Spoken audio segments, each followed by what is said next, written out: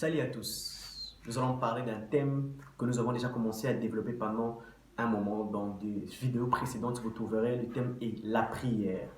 Je suis dans Jean 14, là où Christ dit à ses disciples, tout ce que vous demanderez à mon nom, je vous le donnerai. Mais il revient lui-même pour dire que vous ne recevez pas parce que vous ne savez pas comment demander.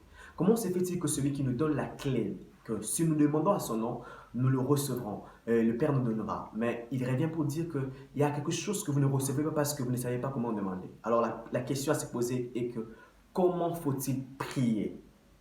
Est-ce qu'il y a des choses qui empêchent à ce que cette prière ne soit pas exaucée? Alors je vais parler de trois choses qui empêchent à ce que nos prières ne soient pas exaucées. Ce qui empêche que nous recevons de réponses par rapport à nos requêtes. Ce qui empêche à ce que nous recevons l'exaucement venant de Dieu lorsque nous prions. Le premier point que j'aimerais tituler ce matin, c'est la motivation. La motivation est très importante dans nos prières.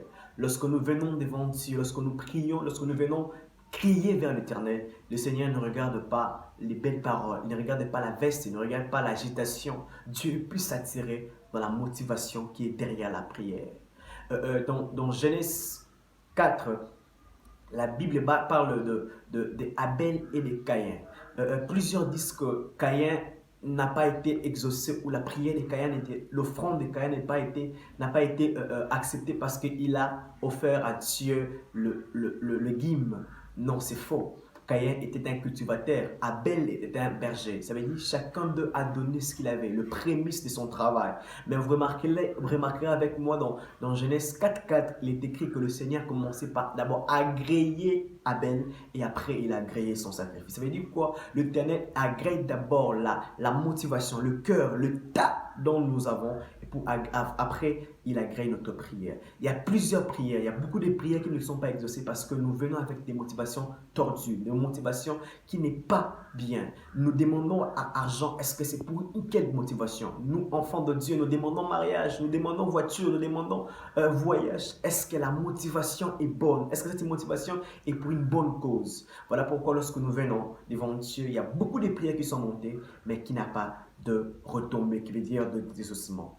Deuxième chose, c'est la place de Dieu dans nos prières.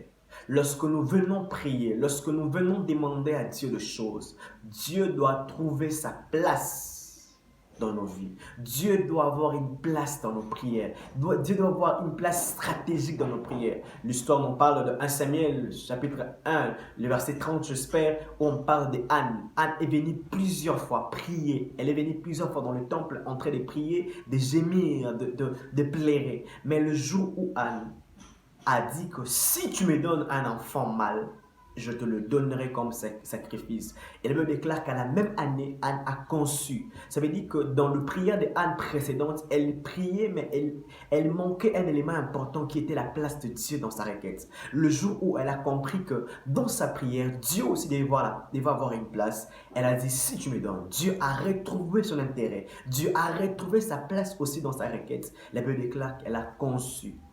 Et troisième de choses qui empêche à ce que nos prières ne soient pas exaucées, c'est qui parfois lorsque nous prions que nous n'avons pas d'exaucement assez efficace, c'est parce que nous ne prions pas sur la parole de Dieu. Je me dis à quelqu'un qui m'entend ce matin, celui qui m'écoute, celui qui me suivra, celui qui suivra cette vidéo, Dieu ne répond pas aux cris, Dieu ne répond pas aux larmes, Dieu ne répond pas à l'agitation d'une population ou d'une foule. Dieu répond à sa parole. L'Éternel est lié dans sa parole. L'Éternel est dans sa parole. Il répond sa parole. Voilà pourquoi nous, enfants de Dieu, nous prions, mais nous ne prions pas selon la parole de Dieu. Prions selon les promesses qui est écrites. Il est écrit que je ne serai la tête et non la queue. Il est écrit que je marcherai sur le démon, je marcherai sur le scorpion. Dieu répond sa prière. Dieu répond la prière, mais il répond dans sa parole. Alors, que le Dieu vous bénisse. Prochainement, nous allons parler aussi d'un autre élément qui empêche à ce que la prière soit exaucée. Aujourd'hui, nous allons parler de trois.